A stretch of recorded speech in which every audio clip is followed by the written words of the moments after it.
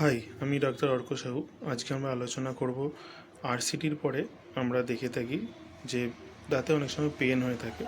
তো সেই পেন হওয়ার কী কী কারণ আছে সেইটা নিয়ে আজকে আমরা আলোচনা করব।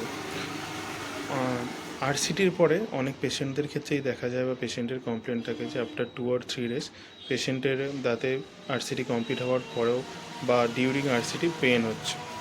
তো আরসিটিতে পেন হওয়ার জন্য বিভিন্ন রকমের কারণ হতে পারে। যেমন আমরা যখন বিএমপি করি, যেটাকে বায়োমেকানিক্যাল প্রিপারেশন বলে, সেই বিএমপি করার সময় যদি ওভার ইনস্ট্রুমেন্টেশন হয়ে থাকে, মানে আমরা যে ফাইল ইউজ করি সেই ফাইল যদি এপিক্যাল পার্টে বেশি দূর চলে যায়, সেক্ষেত্রে পেন হতে পারে। ডেব্রিজ এক্সট্রুশন হতে পারে, যেমন যেটা ক্যানালের মধ্যে যে ডেব্রি থাকে, মানে যে ক্যানালের মধ্যে যে ব্যাকটেরিয়া ইনফেকশন যেগুলো থাকে সেগুলো এপিক্যাল পার্ট দিয়ে দাঁতের তলায় এপিক্যাল পোর্শনে রিলিজ হলে সেক্ষেত্রে পেন হতে পারে। কারণ সেখানে লোকাল অ্যাডাপ্টেশন সিনড্রোমের জন্য বডির ইমিউনিটি সিস্টেম এবং ম্যাক্রোফেজেস সেই ইনফেকশনকে রিমুভ করতে তখন তার সাথে রিয়াকশান হয়, সেই জন্য পেন হতে পারে।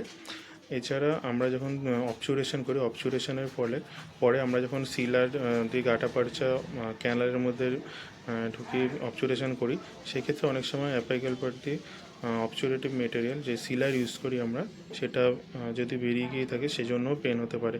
যদি বায়োসিনোমিক সিলার হয় সেক্ষেত্রে জেনারেলি পেন বেশি হয় না, কিন্তু যদি জিঙ্ক অক্সাইড রিজিনাল বা ক্যালসিয়াম হাইড্রোক্সাইড বেস সিলার হয় সেক্ষেত্রে পেন হতে পারে। এছাড়াও ওভার ইনস্ট্রুমেন্টেশন, ওভার অবচুরেশন যেগুলো আমরা বললাম, এছাড়াও আমরা যে বিভিন্ন রকমের ইরিগেন্ট ইউজ করি, যেমন স্পেশালি সোডিয়াম হাইপোক্লোরাইডে যদি এপাইক্যাল এক্সট্রুশন হয়, মানে যখন আমরা ক্যানালগুলো ক্লিন করি তখন সোডিয়াম হাইড্রোক্লোরাইড যদি ক্যানাল দিয়ে এপাইক্যাল পোর্শন দিয়ে বেরিয়ে যায়, সেক্ষেত্রেও পেন হতে পারে। এছাড়া মেনলি যে ডেব্রিজটা থাকে ক্যানালের মধ্যে, মানে যে ইনফেকশান, ডেন্টিনাল ডেব্রিজ, ব্যাকটেরিয়া যেগুলো থাকে, সেগুলো এপিক্যাল পোর্শন দিয়ে বেরোবার পরে বডির ইমিউনিটি সিস্টেম বা ম্যাক্রোফেজেস তার সাথে রিয়াকশান করে, যার জন্য লোকাল ইনফ্লামেশন দেখা যায়।